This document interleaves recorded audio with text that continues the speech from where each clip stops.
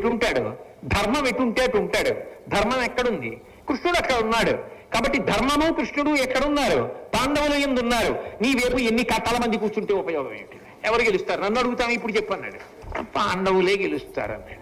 ఇది చెప్పడానికి వాళ్ళిద్దరినీ పిలిచారు అన్నాడు. లేకపోతే ఒప్పుకుంటాడేంటి? ఒక్కనాటికి ఒప్పుకోడు. ఇప్పుడు కృష్ణుడిని తక్కువ చేస్తే వ్యాసుడు ఒప్పుకుంటాడా? గాంధారు ఒప్పుకుంటుందా? అసూయ. ఇది ఒప్పుకునేటట్టు చేయాలంటే వాళ్ళిద్దరు ఉండాలి. అంటే మాట్లాడేటప్పుడు ఎక్కడ పడితే అక్కడ, ఎప్పుడు పడితే ఎప్పుడైతే ఏది మాట్లాడేకు, ఎంతమందిలో ఉన్నావో చూసుకుని మాట్లాడు. ఎప్పుడు ఎలా మాట్లాడాలో అలా మాట్లాడు. ఆ జాగ్రత్త నీకు జీవితంలో రాకపోతే బోర్లా పడిపోతావు. సంజయుడు నుగ్గైపోయేవాడు. ఇది ఉద్యోగ పర్వంలో కనీసం తాను వస్తే ఈ నిజం అప్పటికైనా తెలుసుకుంటే కొడుకుకి నచ్చ చెప్తాడేమో, అలాగైనా బ్రతుకుతారేమో అని పాపం ఆయన ప్రయత్నం చేశాడు. ఎందుకు ఇలా వస్తోంది భారతం? అవతలవాడు వినకపోతే ఆయన ఏం చేస్తాడు? మూర్ఖుల ముందు ఎవరు మాత్రం ఏం చేయగలరు? కాబట్టి మూర్ఖజన చిత్తం